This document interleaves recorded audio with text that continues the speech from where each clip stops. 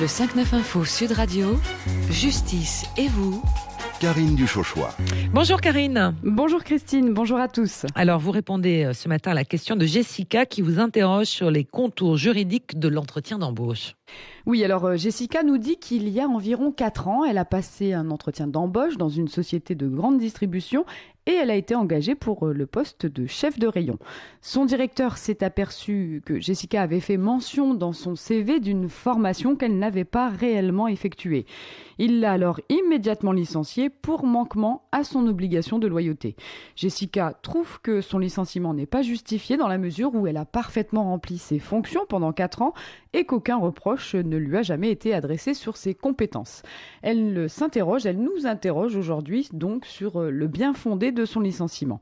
Avec nous pour lui répondre, maître Denis Ferré, qui est avocat au barreau de Marseille. Bonjour maître. Bonjour. Alors d'abord, quelles sont les informations qu'on peut demander aux candidats pendant l'entretien d'embauche ? Les informations doivent avoir un lien direct et nécessaire avec l'emploi proposé et avec l'évaluation professionnelle ou des aptitudes du salarié. Et il doit y répondre de bonne foi, c'est important. Toutes les questions posées doivent donc permettre d'apprécier la compétence du candidat, ses facultés d'adaptation, les éléments de sa personnalité, le tout en rapport avec les exigences du poste.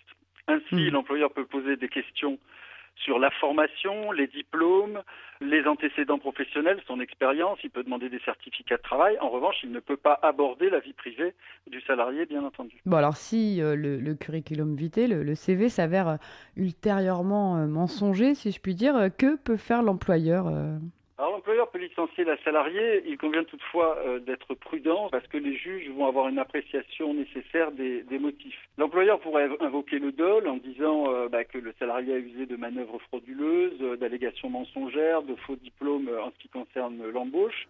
Mais surtout, il faudra que l'employeur démontre qu'il n'aurait pas embauché la salariée sans ces manœuvres. Alors ça peut paraître évident quand il s'agit par exemple d'embaucher un infirmier. Si l'infirmier n'a pas le diplôme, il ne peut pas exercer. Dans toutes les professions réglementées, ça sera une cause, bien entendu, de licenciement. S'il ne peut pas invoquer ce faux diplôme, il peut également licencier le salarié en raison de son manque de loyauté. Bon, alors là, on a compris, c'est le cas de Jessica. Elle a un peu menti sur son CV, mais pendant 4 ans, apparemment, elle n'a pas eu de problème. Est-ce que là, dans son cas, le manque de loyauté suffit ? Alors, comme c'est pas un métier réglementé, effectivement, le juge va demander si elle a correctement exercé ses fonctions pendant toute la durée de la relation contractuelle, c'est-à-dire en l'occurrence pendant 4 ans. Si effectivement elle n'a pas eu d'avertissement, elle a donné toute satisfaction, le juge considérera que finalement c'était pas un élément substantiel au niveau de l'embauche et il infirmera la décision de licenciement qu'aura prise l'employeur sur ce fondement de loyauté. Eh bien merci pour tous ces renseignements, maître Ferré. Et si vous voulez réécouter cette chronique, vous pouvez le faire sur notre site sudradio.fr.